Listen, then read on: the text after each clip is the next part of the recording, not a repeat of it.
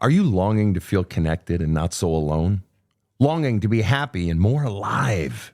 Badass Counseling is excited to announce the creation of Community Plus, a subscription-based private group of folks just wanting to more closely share their soul journey together with like-minded folks and with me, Sven. For a monthly fee, you'll get bi-monthly live Q&As with me, Sven, giving you a better chance of getting your own questions answered. A private community feed for you to post pictures, successes, struggles, joys, even the occasional cat picture, creating greater connection and help for healing and growth. Random drawings for free small group sessions and drawings for private coaching sessions with me. Priority access to becoming a guest on the Badass Counseling Show podcast. Unlimited access to my DIY video courses, Healing the Soul and Unleashing Your Greatness. And so much more. Community Plus is for people serious about their soul journey who want real growth, real help, real laughter, real connection, and true community. Join us now at badasscounseling.com. From the New York City area, welcome to the Badass Counseling Show, where the master badass himself, Sven Erlandson, takes you deep and gives balm for the soul, baby.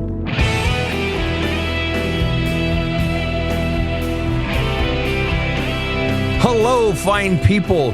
You have reached the Badass Counseling Show. We are here. You are here. And it's such a delight. It's like we're having this little party in your head, uninvited. You just sort of turn on the radio and hear all these people. And all of a sudden there's this clutter in your head. And you're thinking, do I want this party here today? And we're saying, yes. Yes, you do. So here we are. And we brought the balloons and all the fixins and the vittles, and so let's get after it. My name is Sven Erlandson. I am the host of this party today, and I am joined in studio by my dear, dear friends and producers, KC, right over there in the booth, or in the other side of your head by the other ear, and also Rob the Rocket, who is in the center of your head, sort of the control center where Captain Kirk would sit. That's Rob. Rob the Rocket, what say ye? Calling me Captain Kirk would not be logical. Oh. Captain. Anyway, I feel like a crasher to your party. I hope I'm welcome. The party does not exist without you, Rob. It well, really in which doesn't. case, I must be the guest of honor. Yeah. You are. So, Rob, tell us about Cass. Let me get these tribbles out of the way first. All right, I'm ready now. Here we go. Cass is our guest now, Sven, and she wrote in and said, what I need is the ability and tools to help myself and my marriage succeed. My childhood has given me trauma that I struggle with in my day-to-day. There were many years I chose THC from about 15 years old to my early 30s and alcohol to deal with things I had no idea I was avoiding. I have now been sober for 5 years and need some assistance in resolving the traumas now that there are no sedatives to numb the pain. I was sexually abused by my adopted brother. I watched my adopted sister be ridiculed and emotionally and verbally abused by my mother. I was the youngest, adopted, but was treated as if I never did wrong when in reality, I feel the most messed up today. I have trust issues with everyone. I have no desire for intimacy with my wife of 14 years.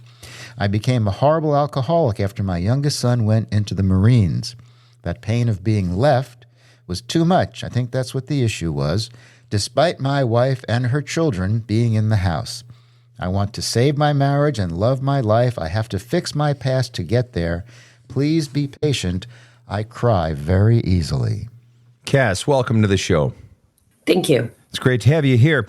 Here's what I want to do, Cass. I want to attack this somewhat differently than I normally do. I've got about 10 questions that I want to do rapid fire. And what I want you to do, what I want you to do to the best you're able is I want you to give me a one sentence, 2 sentence max answer to each question. We're going to do a rapid fire question. So I'm going to read the snippet from your write-up and then ask you the question. All right. The pain of being left when your youngest son went to the Marines. Youngest son. So that means you had already had children fly the coop, presumably. But when your youngest son leaves the Marines, just out of curiosity, did you still have any other kids at home when your youngest son left for the Marines? Not of my own, just my bonus children. Just your bonus children. The pain of being left was too much. Why? One sentence or less. I believe I have big abandonment issues. Okay, and the pain of being left was too much. What fundamentally was the fear? When he leaves, what was the fear operating inside of you? If there was one, what was the fear? That there's nobody there to love me. Which presumably means then your son existed and your children existed to love you.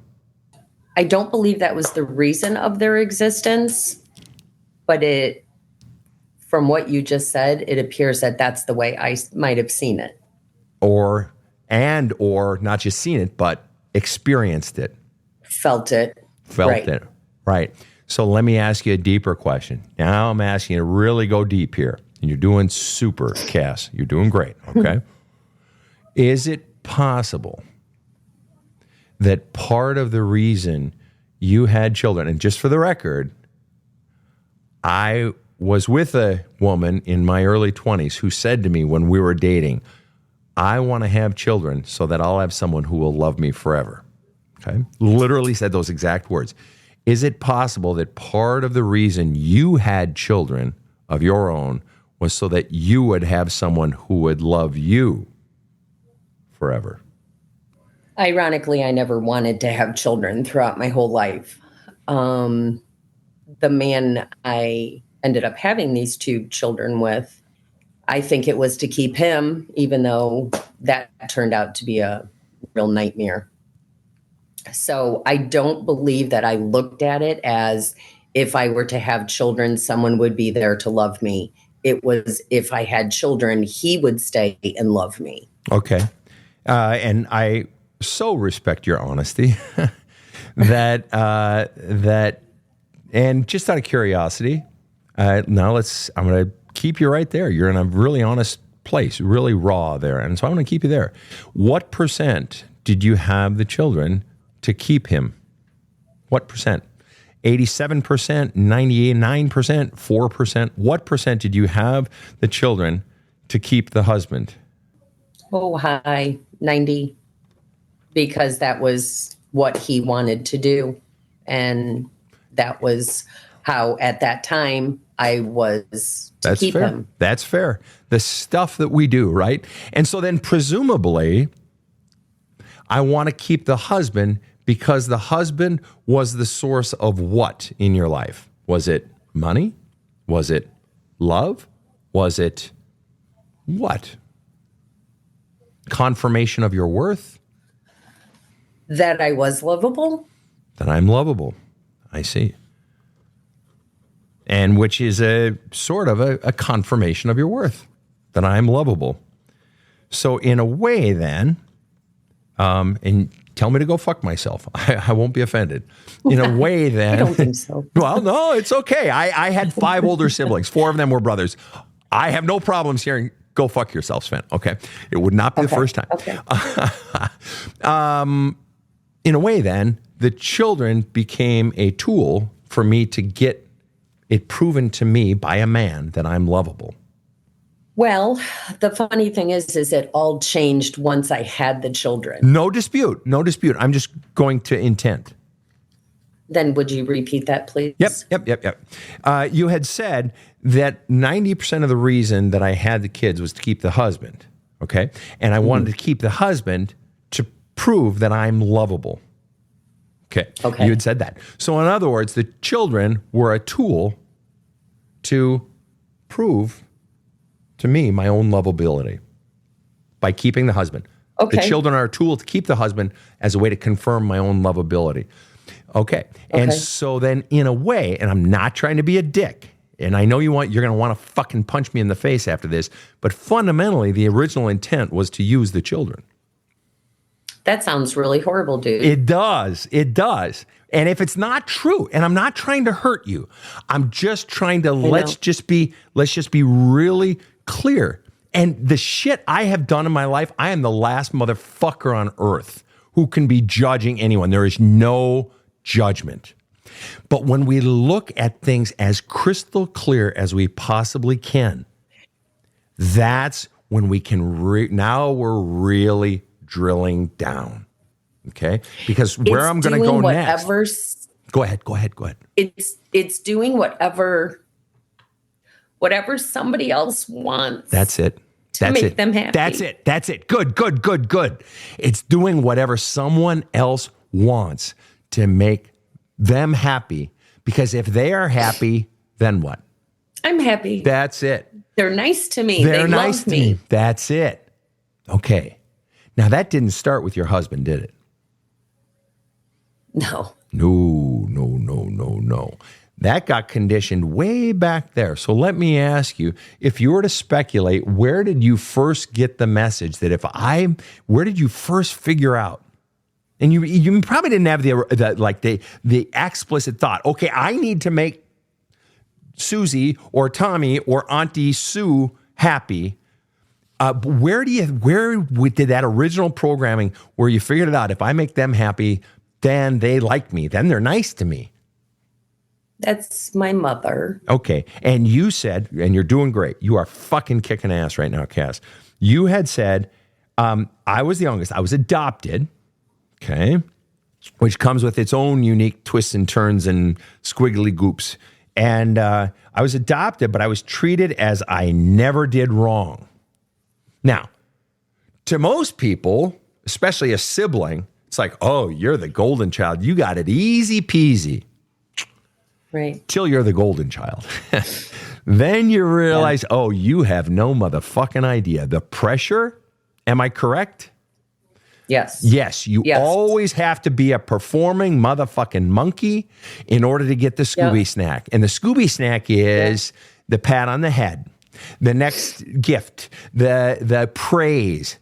And what happens if you don't hit your numbers, if you don't hit your quotas, if you don't do the performance, if you don't make mom proud? What happens? Then instead of being a bitch to my sister, she's a bitch to me. That's it. So when you say,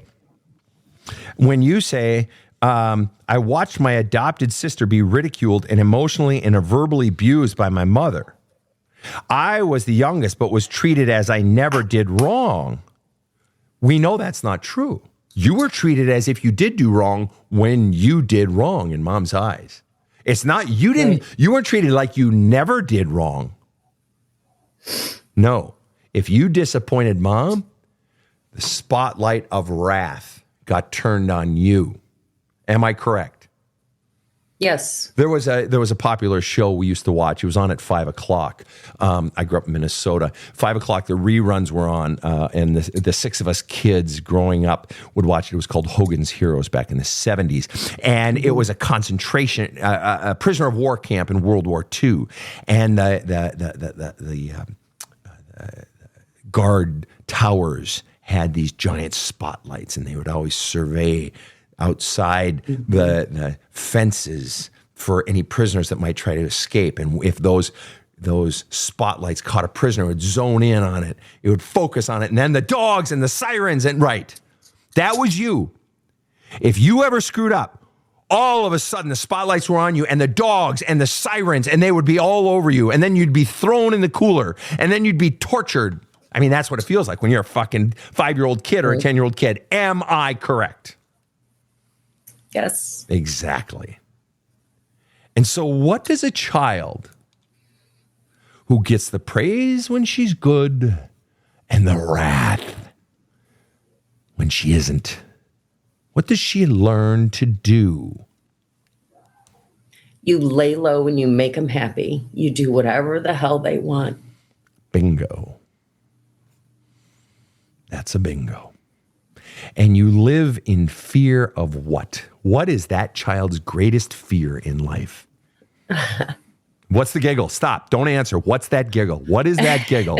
Tell me, what's the giggle? That she'll end up leaving. I'll be shunned like she did to my sister. That I'll be shunned. The oppressor. Isn't that so crazy? The very person doing the most damage. The child is so afraid. ironically, that this person doing the most damage, who can be so wrathful, so cruel, such a, to use your word, bitch, that she'll turn her back on me. She did. And she did.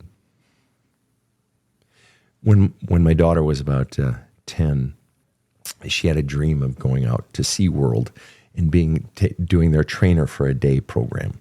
And so my second wife and I, we flew her out and we took her to SeaWorld, and she got to be in the pools with the trainers and have the wetsuit on and be trainer for a day.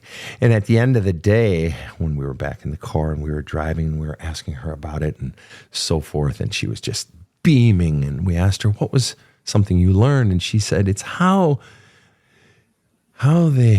they do when the dolphin doesn't do the trick right. Well, when the dolphin does the trick right, they give it a fish. Do you know what they do? Because you're in the pool up to about your waist or up to about your chest. And what the trainer does when the dolphin doesn't do the trick right, they don't hit the dolphin. They don't yell at the dolphin. The trainer turns its back on the dolphin. And dolphins are so sensitive that it hurts them. They're mammals. And very sensitive ones, just like little 8-year-old, 12-year-old Cass. The fear was that she wouldn't like you, that she would turn her back on you, that she would abandon you. Just like it felt like when your youngest son went off to the Marines and now you're alone. Right. That's right. That's right. And she built this prison for you, and the prison was this mental prison that she kept you in with this push and pull, this I love you and I praise you when you're doing what I want you to do and being who I want you to be. And this push, that's the pull, the push when you're being a little bitch that I don't want you to be. Let me ask you this, just out of curiosity. What was the cruelest thing that your mother ever said or ever did to you? Let's see. Age? 13. I ended up having sex with my first boyfriend. She found out, and she ignored me. I mean, I did not exist. She would do the dolphin thing, turn her back to me. She wouldn't speak to me. And because I was the quote unquote golden child, that was horrendous. I was worse than my sister at that point. And my sister had already been shipped off to a boarding school. And I went in my mom's room one night and I said, you know what? You don't want anything to do with me. So you just send me away to school like you did my sister. Boy, next morning she's on the phone, 8 a.m. to the dean. Hey, I got another one for you. Anything. I don't think my mother ever wanted children. And it showed. So I went there as a freshman in high school. I did not want to go back sophomore year. She said, we'll talk about it when you come home for Christmas break. And we talked about it. Well, no, we did not talk about it. She ended up writing out a pros and cons list of the best reason for you to stay there and the worst reason for you to come home, however her pros and cons list worked. And it boiled down to I would have to ride a bus to school if I were to come home as opposed to walking from one building to another to stay there. And she said, no, you're going to go back. And I think that was my turning point. That was, I'm fucking done with you. I'm done. She had hurt you so much that your anger finally rose up from within. And that's when the drugs started. Of course they did, because the pain had gotten so bad at that point. Her rejection and her malice, her willful desire to hurt you became so painful that you needed to turn the pain off. Let me ask you this. What was the very earliest age that you recall feeling Like your mother didn't love you and didn't want you? Probably 10 or 11, because I had two siblings. That was her primary punching bag. And how old are you when they adopted you? I was 5 days. Okay. So they had you basically since birth. And if she didn't want children, why did they adopt you? What was the story? Briefly. Dad wanted kids. Mom didn't, or mom couldn't, I should say. She couldn't have children. But dad wanted kids. And so she did it, and she made their lives hell. So is it possible that mom resented the children, resented him and resented having children, and she made it clear to the children that she didn't want them because she did not, in fact, want them. She did it for him. I think she held so much anger inside that she was inept, unable to have her own children. Right. But you said a minute ago, mom didn't want children, and it showed. I can't say she didn't want other people's children. She wanted her own children. So all three of you were adopted? Yes. I see. But so she wanted her own children. But the bottom line is, in the case of you three children, she didn't want you three. And it showed. Yeah. Is that correct? Okay. And I so, would say, and she, in your opinion, right. And that's your experience. Yeah. And as the shit stick, one of the three family shit sticks, you experienced that. And just out of curiosity, all of this treatment of your siblings as well as you, was your father aware of it all? Let me ask a different question. Sure. How could he not be aware of it? You're right. I don't know. Quick little thing. There's one story that I know. He was on a business trip and my sister got into it with my mom over something, and she literally kicked my sister out of the house and made her go live upstairs in the garage. My dad came home from this business trip and said, why in the hell is she in the garage? Mm-hmm. She is to move back in this house right now. She is my child. And what happened? She ended up moving back in, but it was like dad trumped mom, and now mom is even angrier because dad won. And her self-anger, whatever the case may be, it just manifested at that point. What was the power distribution in your parents' relationship? Power manifests in different form. Power of money, fear of the in-laws, fear of someone leaving, the power of the penis, the power of the vagina, power of withholding sex, having sex, fear of the children, fear of what people might think, fear of the fist, fear of the tongue. All those fears, who had what percent of the power? Was it 60-40, 20-80, 80-20? What percent of the power? And recognizing that fear is a huge part of power as well. How much power did mom have in their relationship with each other? Who had what percent of the power? I think it would go 80-20. Who? But depending on the topic. Who? Generally speaking, overall. Probably my mother. What percent? Overall? I'll give her 75. Right. Dad was likely scared of mom. Probably. And I'm really wondering if dad knew what mom was up to in the parenting of the kids. I'm wondering if dad knew that mom was resentful of the kids. Much more to come right after this short break. You know, I've read so many self-help books, and I always get something good out of them. But when I dove into There's a Hole in My Love Cup, well, it changed me. I cannot recommend this book highly enough. My copy is very dog-eared and highlighted. Thanks, Sven, for writing it. I love There's a Hole in My Love Cup, and believe you will also. Order your copy at badasscounseling.com. This show provides soul counseling intended to entertain and inform, and is not medical advice.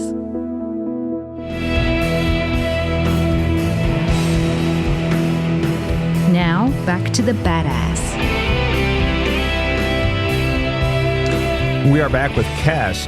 Cass, I have a question for you. What do you still want from your mom? If you were to be totally, what's the giggle? Before you answer my question, what's the giggle? What's the giggle? Answer the giggle. Why did you giggle? I mean, I laugh because I'll never get it. Oh, I understand that. I understand that. But you just said under your breath, you want acknowledgement. Did I hear you correctly? You said I want acknowledgement from her of her behavior and the bullshit that all three of us kids went through. Acknowledgement of her behavior. Excellent. And then and I understand you'll never get it. And I'm glad you see that. Terrific. But let's run this thread. So if you got acknowledgement of her behavior from her, then what? Then what happens? Either outside of you or inside of you, then what happens? I guess it's this fantasy that I live. That I play it out. Then what happens in that fantasy? Then what happens? That she'll be a better person, the person that she voices to other people of what a great little woman she is. Oh, by the way, I love that so much. So she tells people she's a fucking great mom. Oh, yeah. Oh, that's awesome. Oh, yeah. Let me ask you, just out of curiosity, which tans your hide more? That she was a shit mom or that she actually believes and sells that she was a great mom? Which burns your... The latter of the two. Okay. She sells that shit, and it's like, oh, honey, you Okay, know. fair enough. Okay, so then you still want her to acknowledge her behavior, and then, because then she'll be a better person. And if she were a better person, then what? Either outside of you or inside of you, then what? She would probably have a relationship with me and my children. Okay, and then if you had a relationship, with mom, then what? Keep going. You're doing great, kid. Then what? Either outside of you or inside. I would have a parent. Then you'd have a parent. And if you had a parent, then what changes? Either outside of you or inside of you. You're starting to cry now. Before you answer the question, what are you feeling right now? You just started to cry, which is beautiful. What are you feeling right now when you said, then I would have a parent? What are you feeling? Give me a feeling word. Empty. That's not a feeling. Sure it is. It's kind of a feeling. That's definitely a feeling. And why would you feel empty? Because a lot of people would say empty is a bad feeling. Like, I feel so empty. My husband just left me. My wife just left me. But you just got a parent. Why would you feel empty if you just got something you've been wanting your whole life? Why would you feel empty if I would have a parent? You said, I would have a parent. And then you started to cry. And I said, how would that feel? And you said, empty. Why were you crying? I said, why are you crying? What does it feel? What are you feeling? You said, I feel empty. Are you feeling empty because I don't have a parent? Or are you feeling empty at the thought of having a parent? I guess I feel empty because I don't have a parent. Exactly. So and that's fair. That is a perfectly brilliant answer. That's the truth. Your whole life you've felt empty because you haven't had a parent. And you started to cry right now at the thought of having a parent, which means if I've been empty my whole life, if I had a parent, I would feel what? Full.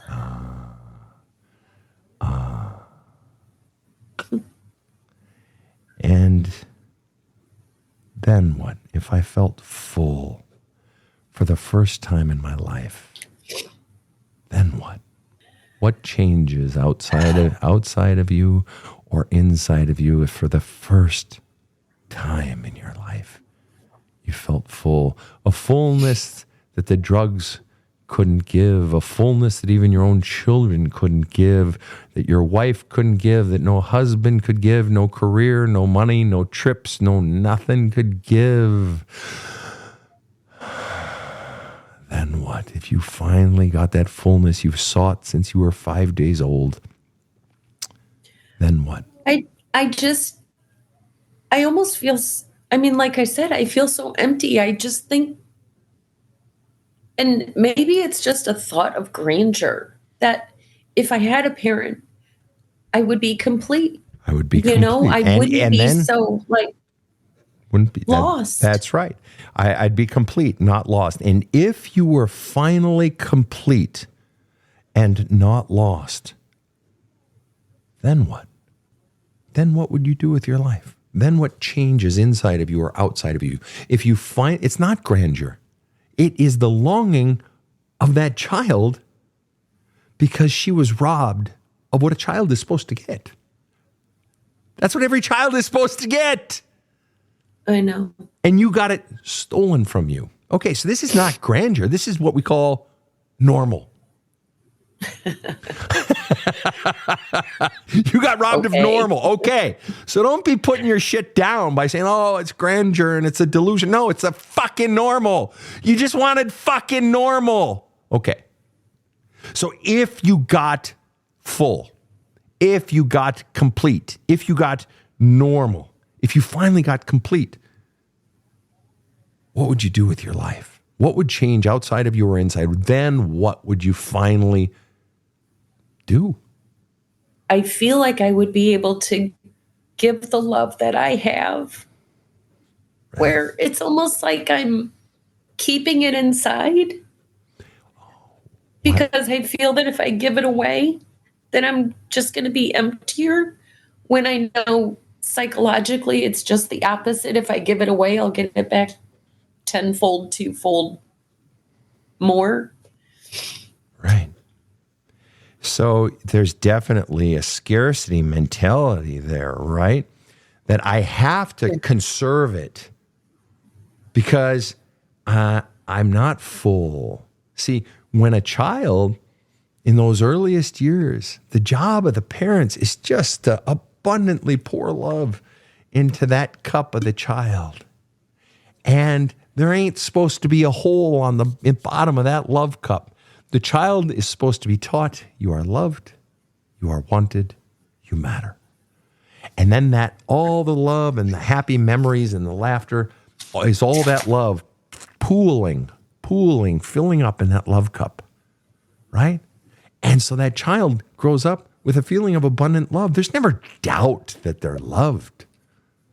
There's no scarcity. They can pour it out. Children naturally pour out love everywhere. They splatter it on the walls and they're giving it to their puppies and they're giving love to everybody because there's abundance. Here you are in adulthood. How old are you? 56. 56. I had to think about that. That's all right. You're 56. Conserving it because there's a fucking hole in there that says you're not wanted. It says you're not lovable. It says the real you doesn't fucking matter. You exist to be who Mom wants you to be. You got a giant fucking hole in your love cup and it's been draining out. That love's been draining out your whole fucking life. So you've had to conserve it. Right? So that's why you withhold love. That's why you don't want to make love with your partner. That's why you have to keep your kids close, terrified at the thought of them leaving. Because then where the fuck are you going to get your love? Of course. It makes complete fucking sense. And so in a way, you've been in this fucking jail cell your whole life. This jail cell that says you're unlovable, you're unwantable, the real you doesn't matter. And one person and one person only, you have believed, holds the key to that jail cell. Mom. One person possessing. How do I get it back? I want the key because I'm never going to get it. She's never going to give it to me. The key has been in your pocket the whole time. See, tell me which pocket then. Well, let me ask you this question. You have how many children? Let's just take not the bonus children, but the children of your vagina. How many? 2. 2. Okay. And what? Boy and a girl, 2 boys, what? 2 boys. 2 boys. And let's just call them Sam and Eddie. And when Eddie was, let's just say 6. Okay, the younger one. When Eddie was 6, tell me what it was about Eddie that was so awful that justified him believing he was unlovable. Tell me what it was about Eddie that justified him believing he sucked. What could a 6-year-old possibly do Oh, nothing. Oh. So if a 6-year-old believes if little Eddie believes, let me ask you this. If little Eddie believed that he sucked and he was unwantable and unlovable, how would you as his parent feel? What would you think about yourself as his parent if you found out, if I was talking to little Eddie back when he was 6, and I discovered he and I are playing football, catch with football and shit, and I discovered after a few hours playing with him, by the way, Cass, your son hates himself. If I came and told you that, what the fuck would you think of yourself? I failed as a parent. Exactly. And what would you feel towards Eddie if I told you that your son fucking thought he was unlovable and just that he didn't matter and he was just dirt? What would you feel for your son? Absolute. Well, it would be sympathy. Absolutely. Not empathy. It'd be right. Sympathy. And what is it that Eddie could have possibly done? What could a 6-year-old possibly do that would justify that? Nothing. Not a fucking thing. No. So then forgive me for asking the obvious fucking question. But what could Cass have possibly done that would justify her believing that she was unlovable, unwantable, and that she didn't matter? You fucking tell me right now. Tell me right fucking now. And just for the record, Cass, just for the record, before you answer that fucking question, I've brought in little fucking 6-year-old Cass right now, and I'm going to stop swearing because she's standing right here next to me. I've got little 6-year-old Cass right here. Hi, sweetie. She's beautiful.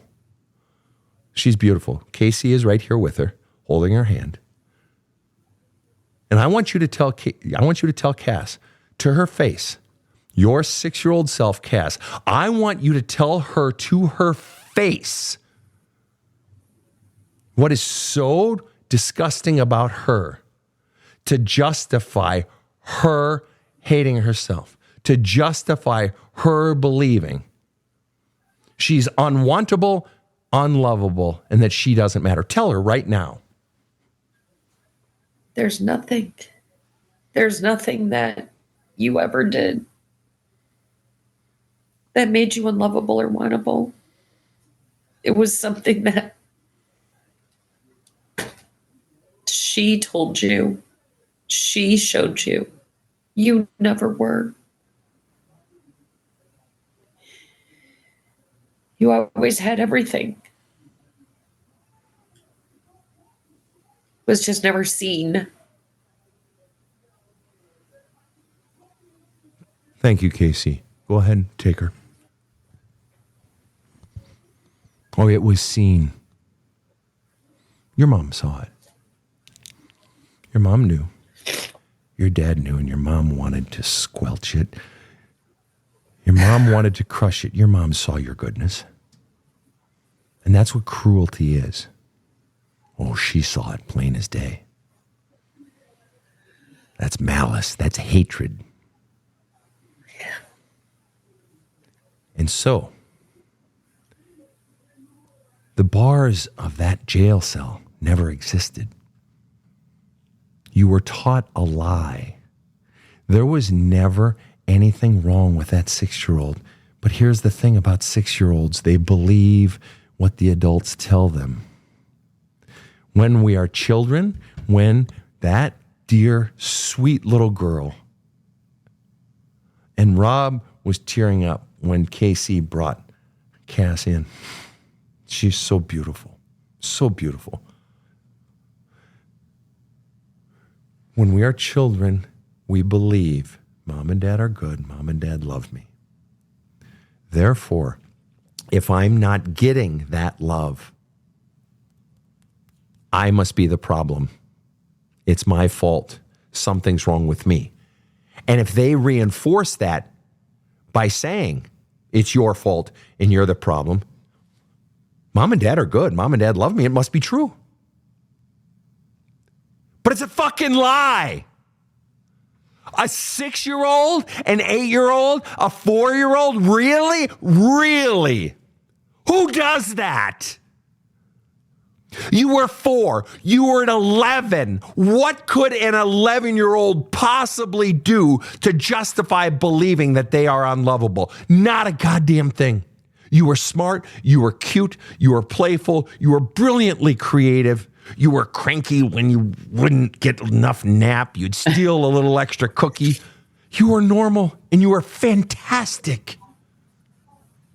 They taught you a lie. Your mom doesn't hold the key to the cell. You do.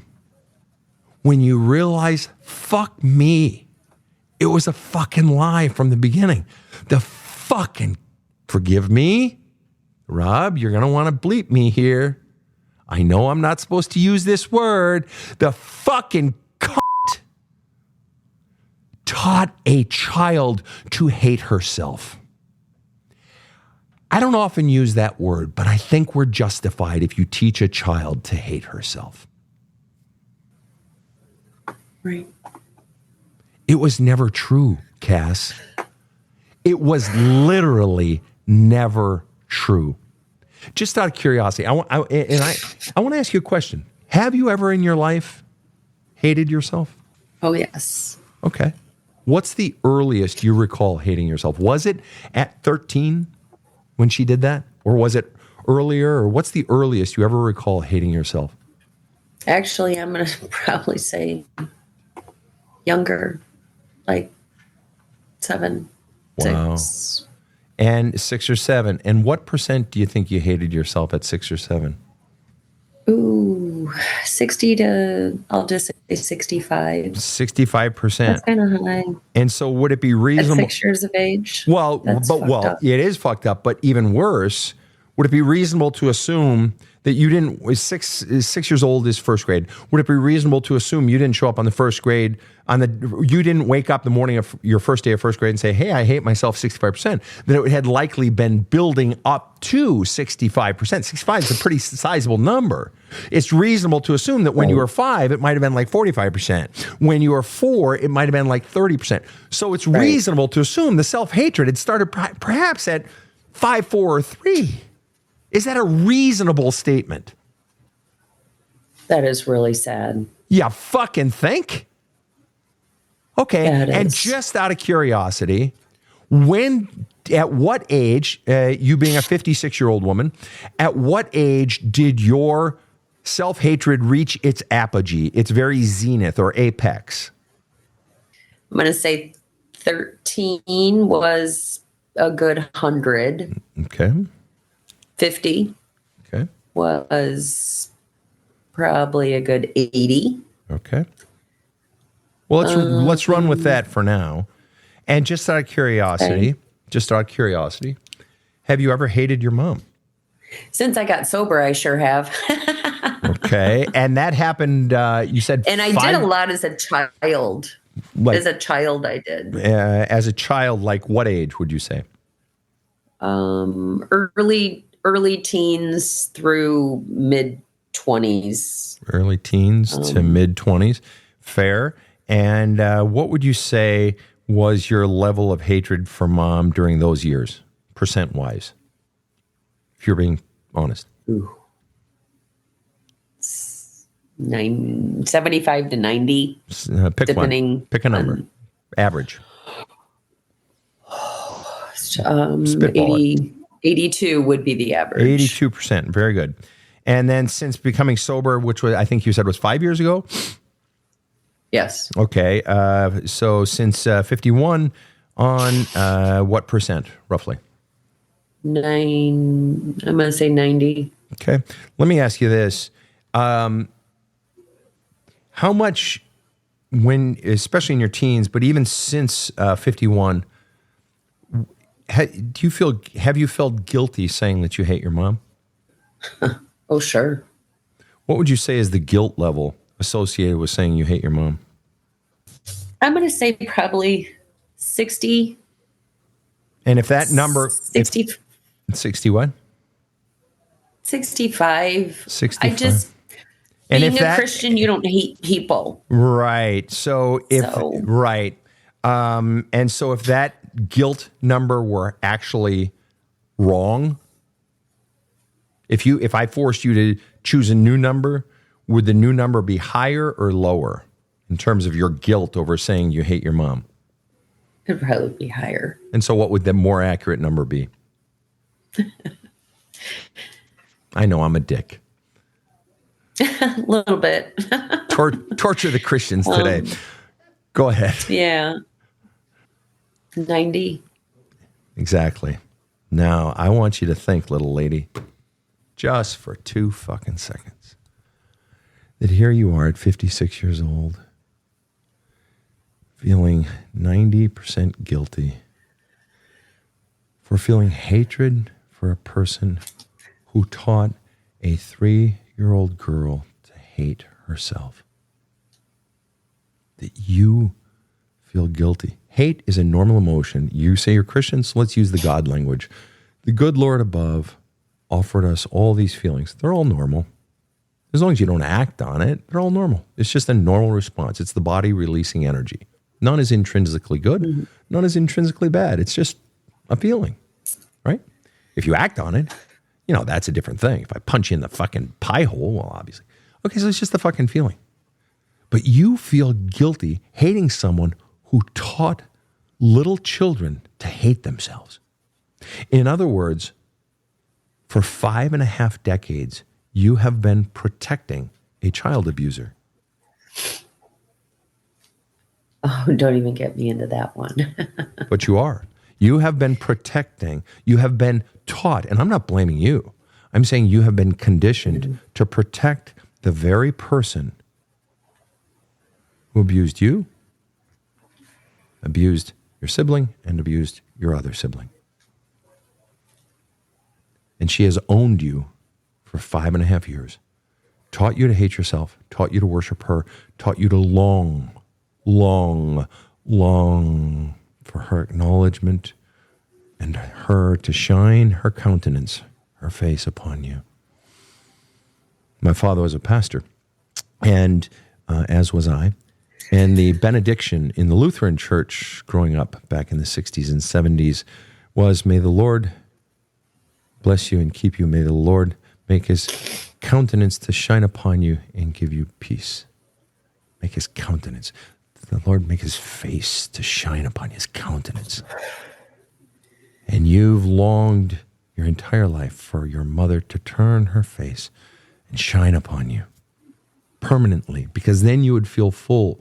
But when we really dig, we see that this, evil person taught children to hate themselves. A child. You've been believing a lie. And so I guess the question I have is simply this. If little Eddie, your son, there's literally nothing he could do back when he was that age. There is literally nothing that he could possibly do that would justify him hating himself. And when I brought little Cass out here, when KC brought her out, and Rob even teared up seeing her, if there's literally nothing that Eddie or Cass could do to justify them hating themselves, then I guess I have to ask you one simple question.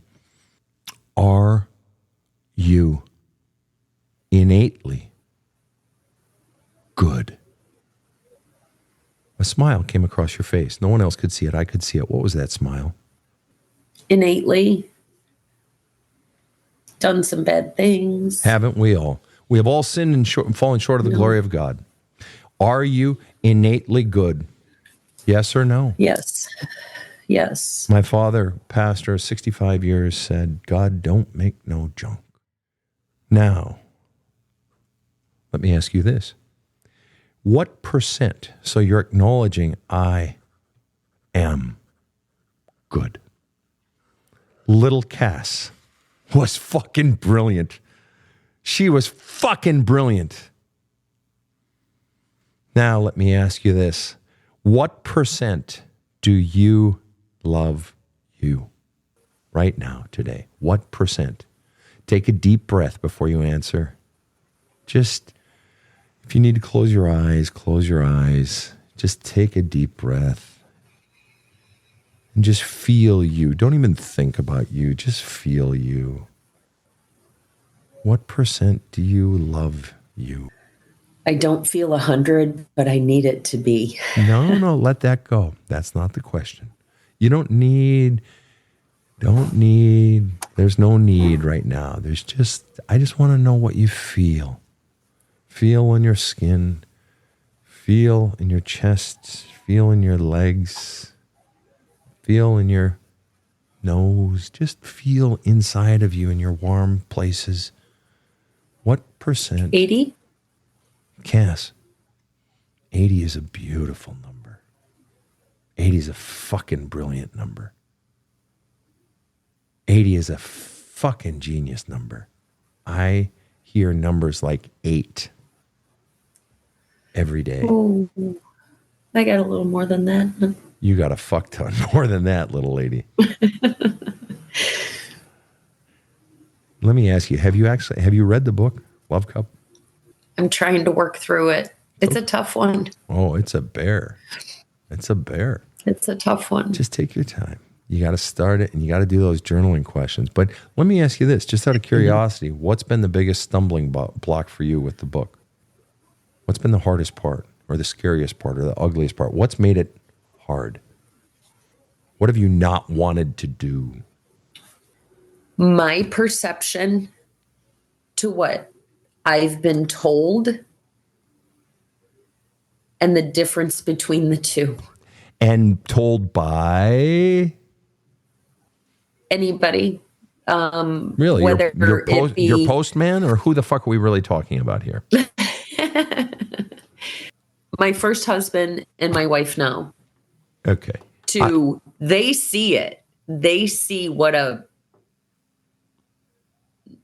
messed up individual she was. Uh-huh.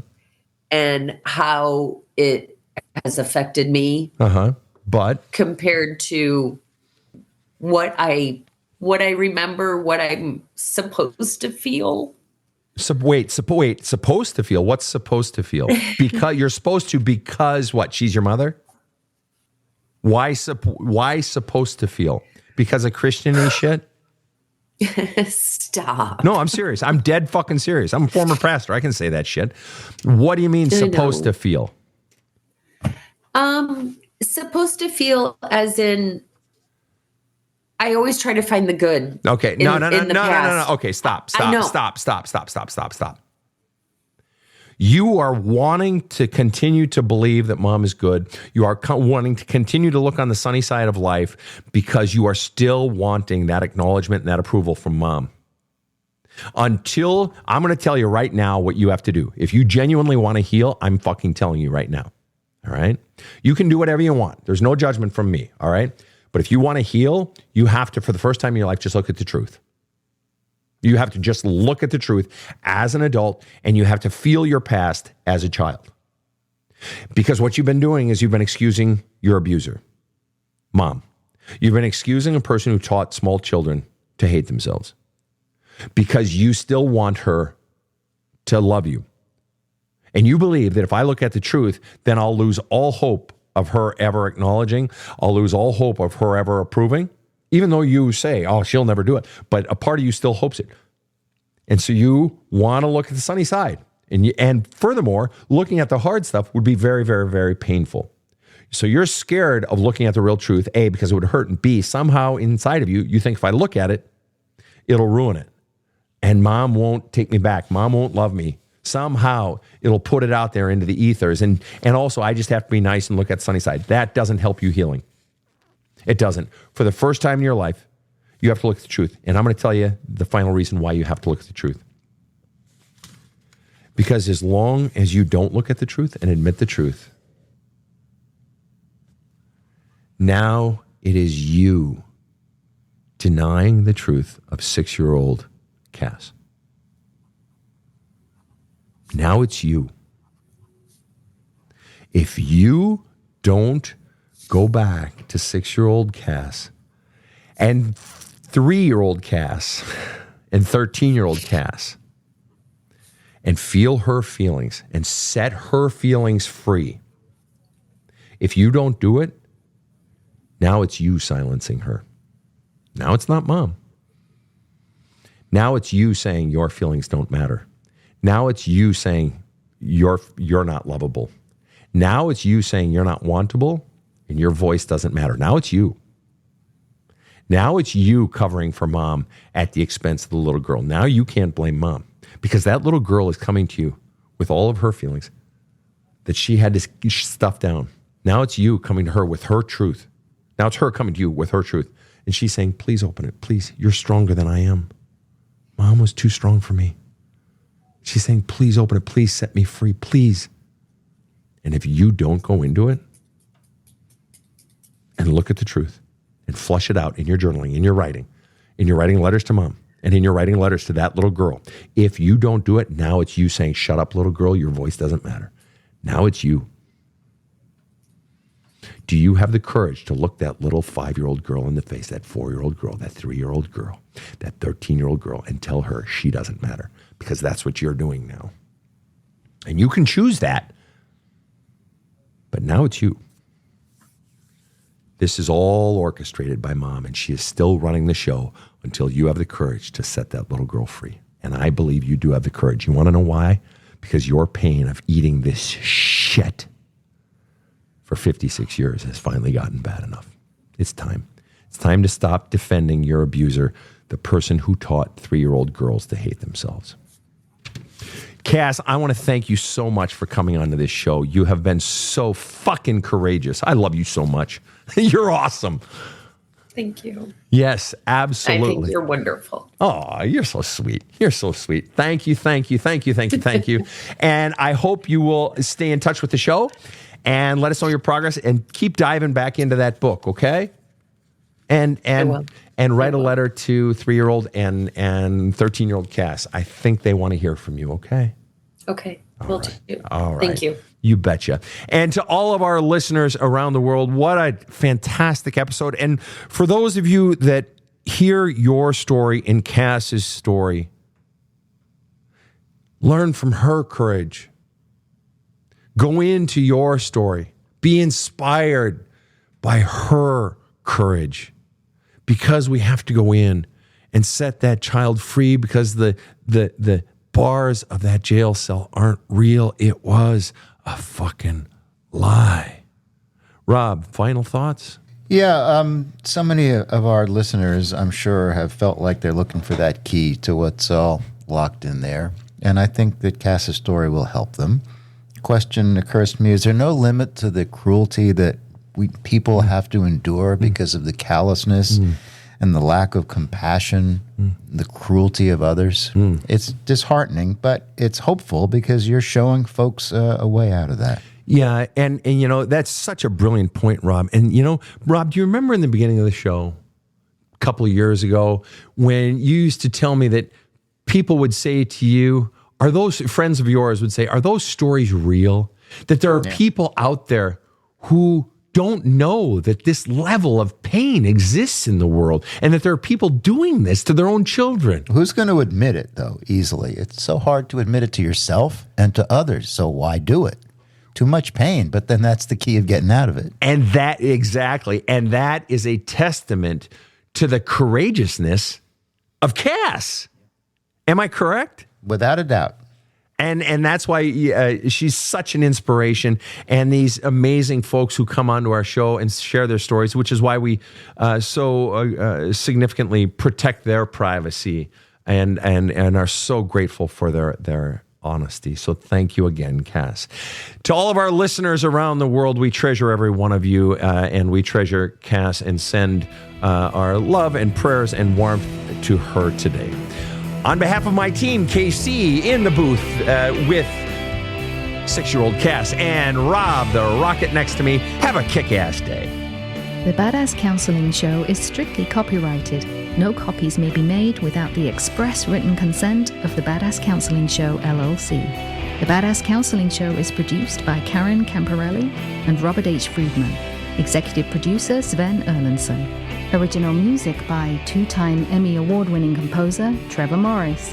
Have a kick-ass day.